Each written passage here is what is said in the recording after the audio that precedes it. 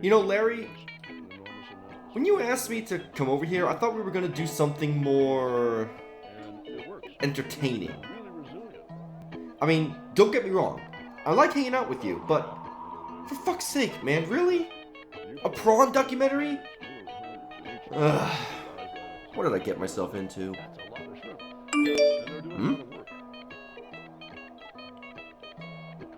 Oh, shit. Sorry, Larry. Gotta go. Duty calls. Enjoy the rest of the documentary, Larry. And they're sweeping off the sediment from the bottom.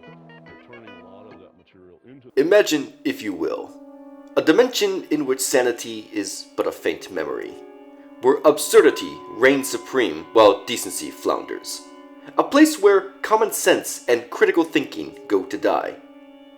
I hope you're ready to face the consequences for entering the Twit Pit. The day is Monday, arguably the worst day of the week, as the denizens of the underbelly bemoan the end of their relaxation period and the start of their week-long grind. It is on this day that an article from news source The Verge releases with a quote from Phil Spencer that reads, "As long as there is a PlayStation out there to ship to, our intention is that we continue to ship Call of Duty on PlayStation." To the normal individual, this statement would bring a sigh of relief. But we are not in a normal place. And so, the PlayStation fanboys crawled out of their Sony-laden shrines to presume and spread misinformation and conspiracies, as is their nature. No, they're not spending $70 billion to keep COD on PS. This will end up being a lie. Just like Bethesda titles, right? Fucking lying through his teeth again. An all too common complaint. But a complaint out of absurdity. As even 2 minutes of research would show that Phil Spencer never said Bethesda titles as a whole would remain on PlayStation. In fact, his wording was much more specific. Future Bethesda titles will still be considered for multi-platform release on a case-by-case basis. As you can see, one of the PlayStation fanboys' greatest weakness is reading comprehension. Yeah, right, I can see that now, but, you can't really read it from the inside. You can't read it from the outside! All right, you know what? The door is still open, dear viewer. You can leave if you wish to preserve your sanity. However, should you choose to stay, I must warn you of the severe cerebral degeneration that will come as a result of being exposed to high levels of stupidity. Read one way, it's a promise. Read another, it's a threat. So the mission is to destroy Sony? At least that's how it reads. Common L from Microsoft. As long as there's a PlayStation. I don't know why, but this sounds like Microsoft is about to play really dirty to kill PlayStation. Good! I love you! I love you! Let it go! I got you, brother. Oh, no, you don't! What are you doing? Quite astounding, isn't it? How words made to create a calm could be twisted into a statement not even close to the actual quote. How anyone could honestly believe Microsoft's intention is to kill PlayStation showcases a level of disconnect from reality both hilarious and worrying. Intent is an action not set in stone. You can intend to do anything. That doesn't mean it will happen. PS gamers, if the acquisition goes through, be prepared for annual COD to no longer be on the PlayStation consoles.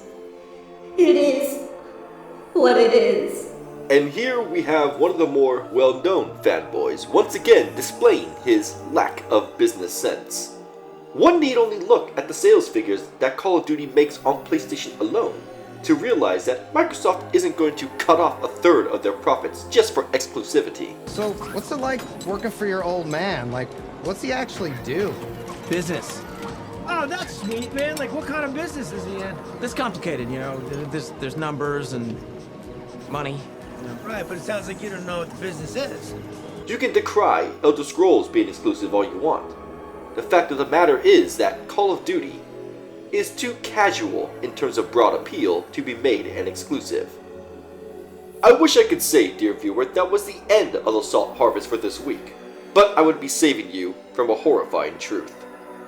The day is now Thursday, a day that fanboys always seem to go ballistic on, akin to a werewolf on a full moonlit night.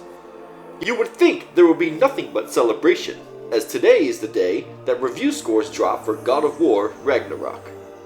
But you see, one of the oxymorons that fanboys prescribe to is the idea that scores don't matter unless it is for their side.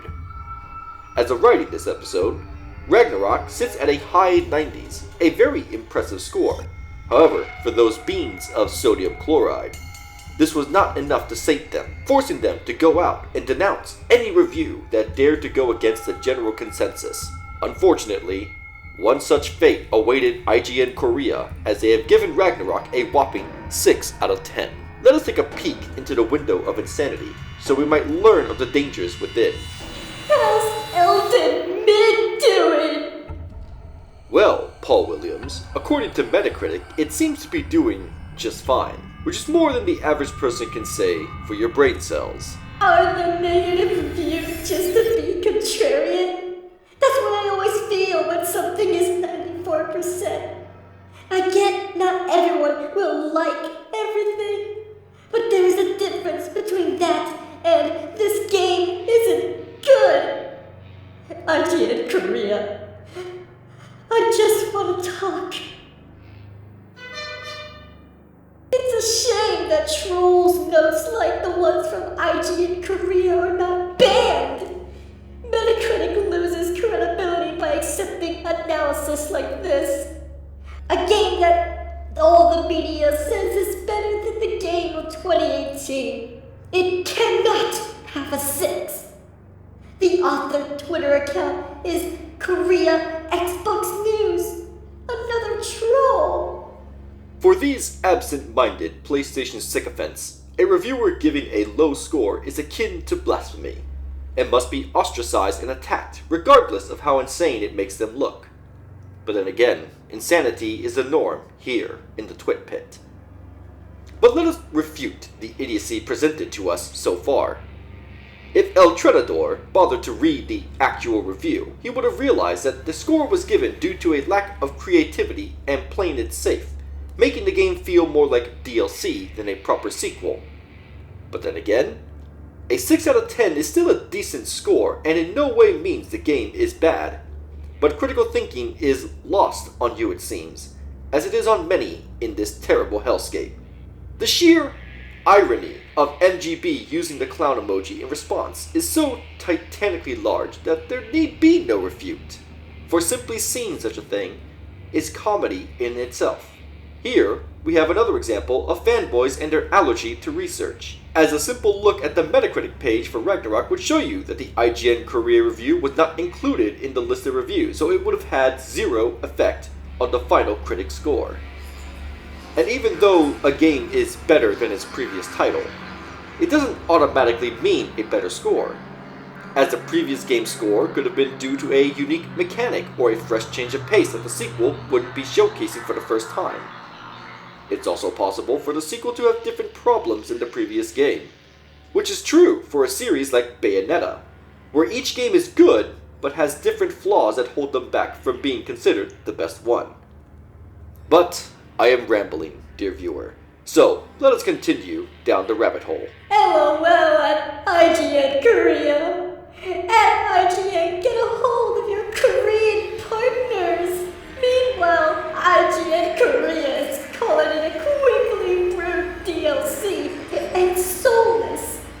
Terrible review just to bring the overall score down.